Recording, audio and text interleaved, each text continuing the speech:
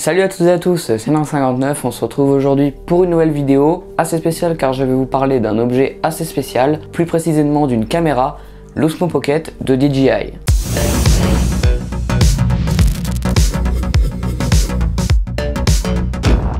Bon alors, vous allez me dire, mais ce n'est pas un objet si spécial que ça, ce n'est qu'une caméra. Mais cette caméra est spéciale de par ses capacités et de par sa taille.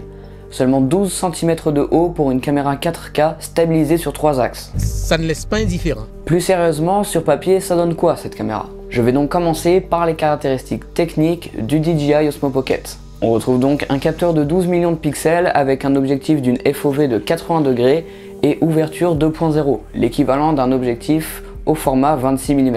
On peut filmer en 4K Ultra HD jusqu'à 60 fps ou en Full HD jusqu'à 120 fps. Le tout stabilisé sur 3 axes. On a une batterie de 875 mAh pour une autonomie d'environ 2 heures et un temps de recharge d'environ 1 heure. Sur la façade avant, on retrouve un bouton multifonction et le bouton enregistrer. On a aussi l'écran principal ainsi qu'un micro. Sur le côté gauche, on a l'emplacement pour mettre une carte micro SD et en dessous, on retrouve le port USB-C. Pour filmer, on retrouve 3 modes. Premièrement, le mode lock qui, comme son nom l'indique, va permettre de se bloquer sur l'horizon. Deuxième mode, le mode FPV qui va complètement suivre les trajectoires de votre main. Et le troisième mode, le mode follow qui, comme son nom l'indique, va suivre un objet ou une personne que vous aurez sélectionné. Mais concrètement, en action, quelles sont les capacités de cette caméra? Pour ça, rien de tel que d'aller la tester dehors et on se retrouve juste après pour vous donner mon avis sur cette caméra.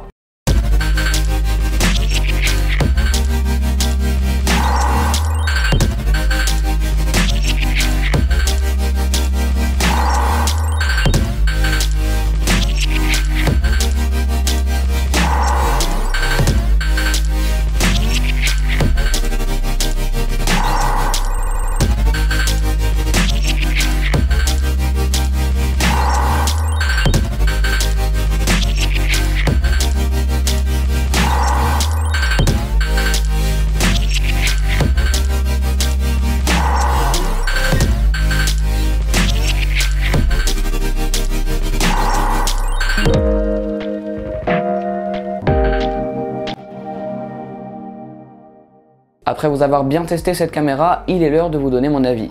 Commençons par les points négatifs. Le premier point négatif qui me vient tout de suite à l'esprit, c'est le bruit ou le grain en basse lumière. Même si ça reste tout à fait normal pour une caméra d'une aussi petite taille, c'est quand même vraiment dommage car ça veut dire qu'on est obligé de rajouter de l'éclairage ou qu'on est obligé de filmer seulement en extérieur quand il fait jour. Deuxième point négatif, c'est le champ de vision. Même s'il reste tout à fait correct, il est dit un peu partout que c'est une caméra aussi faite pour les vlogueurs grâce à son mode selfie.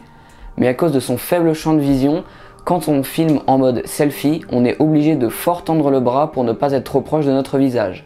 Troisième point négatif, la taille de l'écran. DJI a voulu optimiser au maximum la taille de la caméra et ils ont donc mis un écran très petit. Ça reste génial pour avoir une caméra miniature, mais il est vraiment difficile de naviguer sur l'écran. Par exemple, quand on veut aller dans un menu, on va aller dans un autre et on se retrouve donc avec un écran mal optimisé. Par conséquent, on est obligé de mettre notre téléphone pour mieux l'utiliser.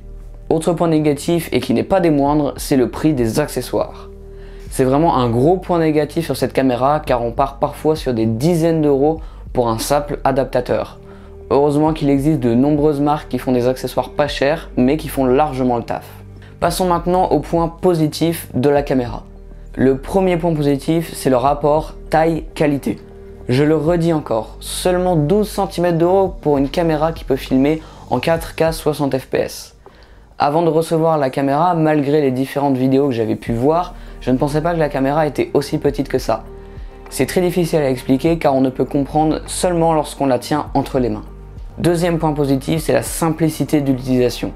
On comprend bien tout car tout est concret, on ne se retrouve pas avec 10 000 réglages à faire pour filmer. On peut tout de même passer en mode pro pour avoir plus de réglages et par conséquent une meilleure image. Autre point positif, c'est la stabilisation. Elle est juste parfaite. Dans un aussi petit truc, on trouve quelque chose de magnifique, de fluide, sans à-coups.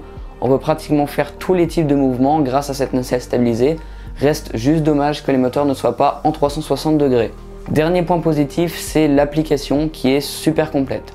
Vraiment dedans on retrouve plein de réglages à faire, on retrouve même un mini logiciel de montage intégré, pas besoin d'ordinateur, juste votre Osmo Pocket et votre smartphone et vous pouvez faire une petite vidéo d'une super qualité. Pour conclure, je vous conseille vraiment cette caméra, car malgré les quelques points négatifs que j'ai pu trouver, elle est quand même super géniale.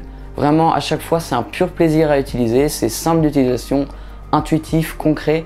Donc on ne se prend pas la tête. Après bien évidemment il faut savoir y mettre le prix car on retrouve quand même un prix aux alentours des 350 € sans accessoires supplémentaires. J'espère que cette vidéo vous aura plu. Si c'est le cas, je vous invite à mettre un pouce en l'air, à partager la vidéo et à vous abonner si ce n'est pas encore fait. Je vous dis à la prochaine, c'était Norax, ciao!